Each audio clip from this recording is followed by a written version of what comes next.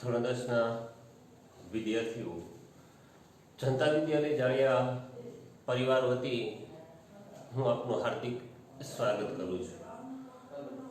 આગળ પણ આપણે આગળના તાસની અંદર સંક્ષિપ્તીકરણ અને એ બાબતો જોઈ હતી।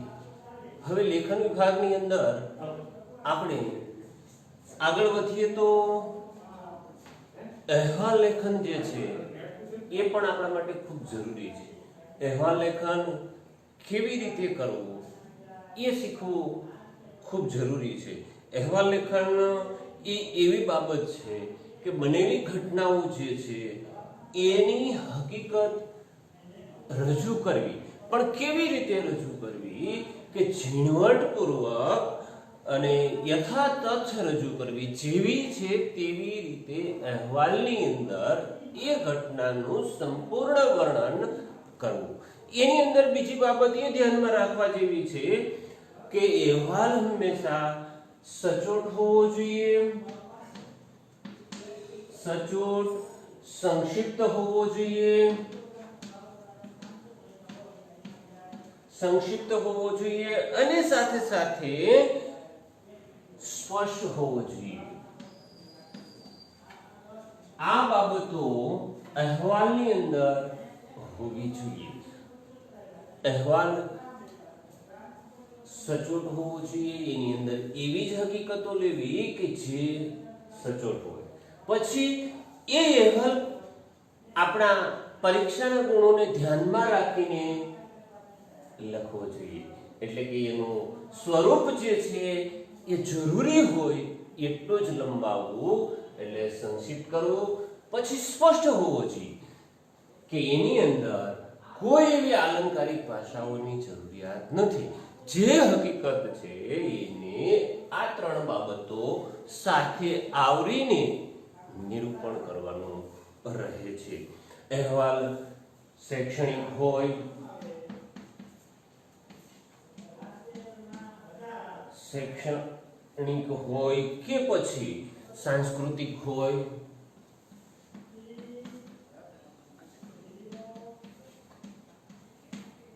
સાંસ્કૃતિક, કોઈ મનોરંજનના કાર્યક્રમનું હોય,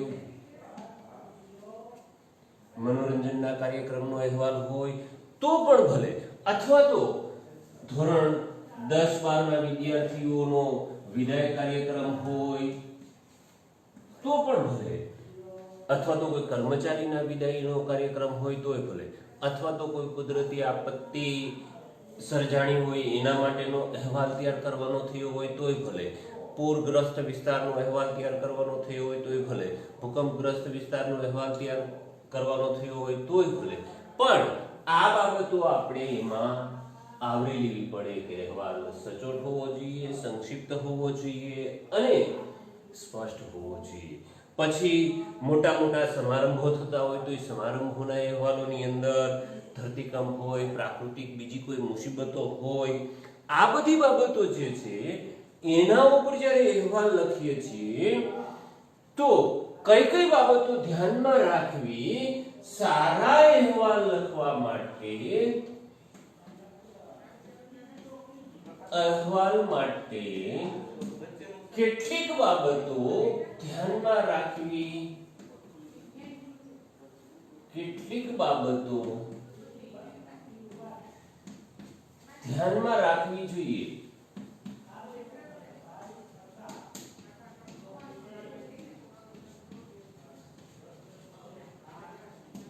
તેમાં જોઈએ તો કે કેવી કેવી બાબતો ધ્યાનમાં રાખવી।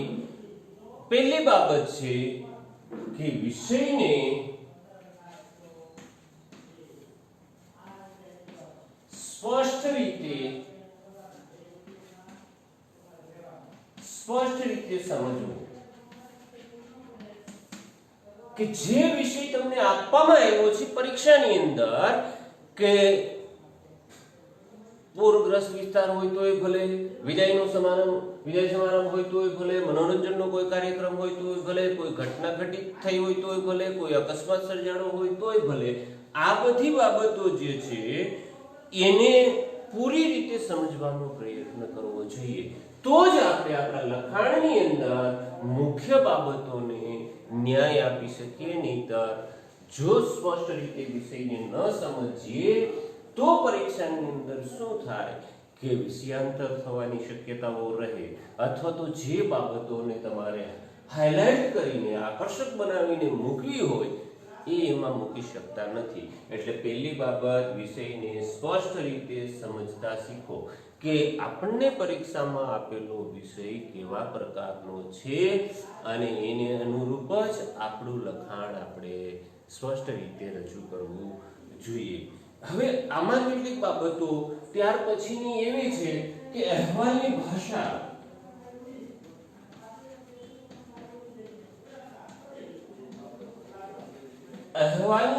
સરળ, સ્પષ્ટ હોવી જોઈએ, સુઘડ હોવી જોઈએ. સામેની વ્યક્તિને ગમે તેવી સરસ ભાષામાં આપણો અહેવાલ આપણે લખવો જોઈએ, તૈયાર કરવો જોઈએ, જેથી કરીને શું થાય, આપણો અહેવાલ લોકોને વાંચવો ગમે, વાંચનારને આપણા અહેવાલની અંદરથી સાચી અને સ્પષ્ટ હકીકતો મળે. એટલા માટે અહેવાલની ભાષા પણ ખૂબ મહત્વની છે કે એવી ભાષાનો ઉપયોગ કરી જેથી કરીને સામેની વ્યક્તિને અહેવાલ આપણો વાંચવો ગમે. હવે અહેવાલના સ્વરૂપ વિશેની કેટલીક બાબતો જોઈએ તો અહેવાલની અંદર શું શું હોવું જોઈએ? અહેવાલમાં તારીખ હોવી ફરજિયાત છે. તારીખ એમાં સ્પષ્ટ રીતે આપણે દર્શાવવી જોઈએ કે આ તારીખના આ જગ્યાએ આવી ઘટના, આવો કાર્યક્રમ, આવી આપત્તિ આવી પડી છે ને આબેહૂબ એનો અહેવાલ હું આપની સમક્ષ રજૂ કરું છું. એટલે તારીખ, ત્યાર પછી આવે છે સ્થળ. સ્થળ પણ સ્પષ્ટ હોવું જોઈએ કે જ્યાં તમે ઘટના ઘટિત થઈ છે એ સ્થળનો ઉલ્લેખ તમારે અહેવાલની અંદર કરવાનો હોય છે, અથવા તો કાર્યક્રમ કોઈ થયા હોય તો એ કાર્યક્રમની અંદર તમારે એ દર્શાવવું જ પડે કે આ ઘટના ક્યાંની છે, આ કાર્યક્રમ ક્યાંનો છે અને આ અહેવાલ આ જગ્યા ઉપરનો છે. એ સ્પષ્ટ કરવા માટે તારીખ, સ્થળ અને સાથે સાથે ત્રીજી બાબત છે સમય. અહેવાલની અંદર જે ઘટના ઘટિત થઈ છે એનો સ્પષ્ટ તમારે સમય દર્શાવવો પડે કે મનોરંજનનો કાર્યક્રમ હોય તો ભલે, વિદાય સમારંભનો કાર્યક્રમ હોય તોય ભલે, તમારે એમાં લખવું પડે કે સવારના 8:30 કલાકથી કાર્યક્રમની શરૂઆત થઈ. કાર્યક્રમની શરૂઆતની અંદર શ્લોકથી કાર્યક્રમની શરૂઆત થઈ, દીપ પ્રાગટ્યથી કાર્યક્રમની શરૂઆત થઈ. જે વ્યક્તિઓ છે એ વ્યક્તિઓના હસ્તે દીપ પ્રાગટ્ય કરવામાં આવ્યું હોય તો પણ એ દર્શાવવું પડે. મતલબ સમય કાર્યક્રમનો શરૂઆતનો પણ નાખવો પડે, લખવો પડે, અને જ્યારે કાર્યક્રમ પૂરો થાય ત્યારે પણ પાછો ફરી સમય નાખવો પડે. એટલે અહેવાલની અંદર સંપૂર્ણ વિગત તમે ચોક્કસ સમયની અંદર દર્શાવી છે એ સ્પષ્ટ રીતે આપણે જોઈ શકીએ. સમય પછી વ્યક્તિ વિશેષ છે. વ્યક્તિ વિશેષ, હવે માનો કે તમે 8:30 કલાકની વિદાય સમારંભની શરૂઆત કરો છો તો દીપ પ્રાગટ્ય હોય, સ્વાગત હોય તો મુખ્ય વ્યક્તિ જે છે એના હાથે દીપ પ્રાગટ્ય થયું છે તો એ વ્યક્તિના નામનો ઉલ્લેખ કરો. અન્ય બધી વ્યક્તિઓના નામો ન લખો તો કાંઈ નહીં, પણ કાર્યક્રમના અધ્યક્ષ વ્યક્તિ છે, મુખ્ય મહેમાન જે છે એમના નામનો ઉલ્લેખ કરો કે આ તારીખના રોજ શ્રી જનતા વિદ્યાલય જાળિયા હોય તોય ભલે, પ્રાથમિક શાળા જાળિયા હોય તોય ભલે, આ સમયે ધોરણ 10ના વિદ્યાર્થીઓનો વિદાય સમારંભ અથવા તો ધોરણ 12ના વિદ્યાર્થીઓનો વિદાય સમારંભ યોજાયેલો હતો અને આ કાર્યક્રમની શરૂઆત 8:30 કલાકથી થઈ હતી અને મુખ્ય મહેમાન તરીકે XYZ કખગ વ્યક્તિ હતી. ગામના સરપંચ હોય તો ગામના સરપંચનું નામ લખો, અથવા તો શૈક્ષણિક વિભાગના કોઈ કર્મચારી હોય, અધિકારી હોય એની હાજરીમાં, અથવા તો રાજકીય કાર્યકરો હોય, કોઈ રાજકીય વ્યક્તિ હોય તો એના નામનો ઉલ્લેખ કરો, કોઈ સામાજિક વ્યક્તિ હોય તો સામાજિક વ્યક્તિના નામનો ઉલ્લેખ કરો, જેથી કરીને શું થાય કે અહેવાલ વાંચનારને સ્પષ્ટ રીતે ખ્યાલ આવે કે આ વ્યક્તિની હાજરીમાં આ કાર્યક્રમનું આયોજન થયું છે. આ બાબત પણ મહત્વની છે અને આ બધી બાબતોનો યથોચિત ઉપયોગ આપણે કરવો જોઈએ. અહેવાલમાં બીજી બાબતો કેટલીક એવી છે કે બનેલી ઘટનાઓ જે છે એ હંમેશા અહેવાલ ક્યારે લખાય, કોઈ પણ ઘટના પૂરી થઈ હોય, કોઈ પણ કાર્યક્રમ પૂરો થયો હોય પછીથી હંમેશા અહેવાલ લખાતો હોય, એટલે અહેવાલની અંદર હંમેશા ભૂતકાળમાં જ અહેવાલ લખાય છે, કારણ કે ઘટના જે છે, જે બાબતો છે એ બધી પૂર્ણ થયા પછી તમે અહેવાલ લખી રહ્યા છો, એટલે એમની અંદર દરેક વાક્યોની અંદર તમારે ભૂતકાળમાં વાક્યોની રચના કરવી પડે. પછી વિષય જે છે એને તમારે સ્પષ્ટ રીતે પકડી રાખવો પડે. વિષયને અનુરૂપ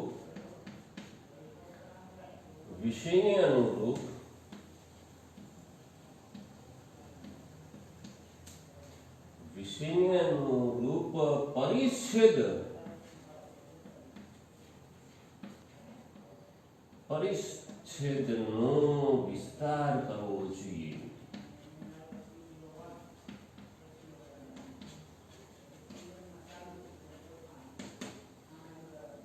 વિષય તમારો કેવા પ્રકારનો છે એને ધ્યાનમાં રાખીને તમારા જે પરિચ્છેદ તમે કરો છો એનો વિસ્તાર એ પ્રમાણે થવો જોઈએ. વાક્યોની ગૂંથણી એવા પ્રકારની કરવી જોઈએ જેથી કરીને અહેવાલ વાંચનારને કંટાળો ન આવે, આપણા અહેવાલથી એને સારી ઘટના સ્પષ્ટ સમજાઈ શકે એવું આપણું લખાણ હોવું જોઈએ.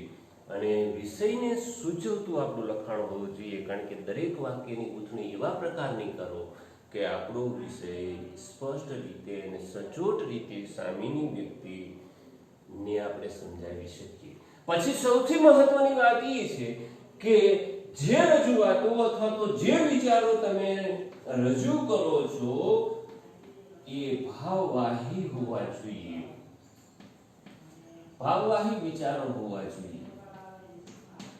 ભાવવાહી વિચારો એટલા માટે કે અહેવાલ તમે જે રજૂ કરો છો એમાં ભાવવાહી વિચારો હોય તો જ વાંચનાર વ્યક્તિને તમારા અહેવાલમાં રસ જળવાઈ રહે અને સરસ મજાની ઘટના તમે સારી રીતે રજૂ કરી શકો છો. પરીક્ષાની અંદર અહેવાલ 5 માર્કમાં પૂછાય તો આટલી બાબતો ધ્યાનમાં રાખીને આપણને આપેલા વિષયને પૂરતી રીતે સમજવાનો પ્રયત્ન કરીએ કે મારી પાસેથી કેવા પ્રકારના કાર્યક્રમનો અહેવાલ માંગ્યો છે. અહેવાલ હંમેશા સૂચના એવા પ્રકારની તમને આપવામાં આવે છે કે નિમ્નલિખિત અથવા તો નીચે આપેલા વિષય પર 100 શબ્દોમાં અહેવાલ લખો. વિષય સ્પષ્ટ છે, એને વિષય તમને આપી જ દીધો હોય એ વિષય પર જ તમારે અહેવાલ લખવાનો રહે છે. એટલે વિષયની પરીક્ષા ખંડની અંદર બેઠા પછી પેપરની અંદર આપણને આપવામાં આવેલો વિષય છે એ સ્પષ્ટ રીતે પહેલા સમજવાનો પ્રયત્ન કરો, એને અનુરૂપ મુદ્દાઓ તારવવાનો પ્રયત્ન કરો અને લખાણ માર્ગને ધ્યાનમાં રાખીને કરો. આપણે આ નિબંધ નથી લખી રહ્યા, માત્ર ને માત્ર એક ઘટના, એક બનાવ, એક પ્રસંગ, એક કાર્યક્રમ, એક કોઈ મુસીબત સર્જાણી છે એનો અહેવાલ તૈયાર કરવા જઈ રહ્યા છીએ ત્યારે આપણે એને સ્પષ્ટ રીતે સમજવું જોઈએ. અને સ્પષ્ટ રીતે જો સમજીએ તો જ એ વિષય ઉપર આપણા વિચારોને વેગવંતા બનાવી શકીએ, સરસ રીતે આપણે રજૂ કરી શકીએ છીએ. અંતમાં એવું કહેવામાં આવે છે કે અહેવાલ જ્યારે લખો છો ત્યારે હંમેશા આગ્રહ એવો રાખવામાં આવે છે કે અહેવાલ લખીને યોગ્ય શીર્ષક આપો. હવે યોગ્ય શીર્ષક આપવાનું થાય ત્યારે અહેવાલનું શીર્ષક તમારા વિષયને અનુરૂપ તમારે પસંદ કરવું જોઈએ કે તમને આપવામાં વિષય કેવા પ્રકારનો છે, કાર્યક્રમ કેવા પ્રકારનો છે. વિદ્યાર્થીઓ સ્કૂલ છોડીને જાય છે, વિદાયનો પ્રસંગ છે, કોઈ કર્મચારી પોતાની વય મર્યાદાના કારણે પોતાની ફરજ મુક્ત થાય છે, ત્યારે તમારે એને અનુરૂપ શીર્ષક આપવું જોઈએ. કાર્યક્રમ મનોરંજનનો હોય તો મનોરંજનને લગતો આપો. સાંસ્કૃતિક કાર્યક્રમ હોય તો કોઈ એવી સાંસ્કૃતિક બાબતોને ધ્યાનમાં રાખીને શીર્ષક આપો. શૈક્ષણિક બાબત હોય તો શૈક્ષણિક બાબતને ધ્યાનમાં રાખીને તમારે એનું શીર્ષક પસંદ કરવું જોઈએ. અને શીર્ષક આપતી વખતે હંમેશા શીર્ષક ટૂંકું હોવું જોઈએ. જો શીર્ષક ટૂંકું ન હોય તો શીર્ષક યોગ્ય લાગતું નથી. એટલા માટે શીર્ષક એકદમ નાનું અને આકર્ષક હોવું જોઈએ. એટલે અંતમાં અહેવાલ લખાઈ જાય ત્યારે એને યોગ્ય શીર્ષક આપવાનો પ્રયત્ન કરો. યોગ્ય શીર્ષકની અંદર હંમેશા વિષયને પકડી રાખવાનો પ્રયત્ન કરો ને એની અનુરૂપ જ હંમેશા ઘટનાને અનુરૂપ જ આપણે શીર્ષક આપવું જોઈએ. શીર્ષક નાનું અને ટૂંકું હોવું જોઈએ. સાથે સાથે અંતમાં એક કામ કરવાનું કે આપણે લખેલો અહેવાલ જે છે એમાં આ બધી બાબતો તો ચોક્કસ રીતે હોવી જ જોઈએ. સાથે સાથે અંતમાં આપણે એ અહેવાલનું ઝડપથી વાંચન કરવું જોઈએ. જેથી કરીને શું થાય કે અહેવાલની અંદર વપરાયેલી આપણી ભાષા જે છે એમાં રહેલી ભૂલો, પેપરની અંદર ઉતાવળના કારણે આપણાથી થતી ભૂલો, અજાણતા ભૂલો થઈ હોય એને પણ આપણે સરસ રીતે સુધારી શકીએ. એટલે સમય મળે તો ઉડતી નજરે ફરી પાછું અહેવાલનું વાંચન કરવું અને કોઈ પણ વિષય ઉપર અહેવાલ લખતી વખતે આ બધા મુદ્દાઓને ધ્યાનથી સમજવાનો પ્રયત્ન કરો. એટલે 100 શબ્દો લખતા થોડો સમય લાગશે અને આપણે સારી રીતે પરીક્ષાની અંદર કોઈ પણ વિષય ઉપર આપણો અહેવાલ રજૂ કરી શકીએ. આજે આટલું અહીં રાખીએ છીએ. અસ્તુ.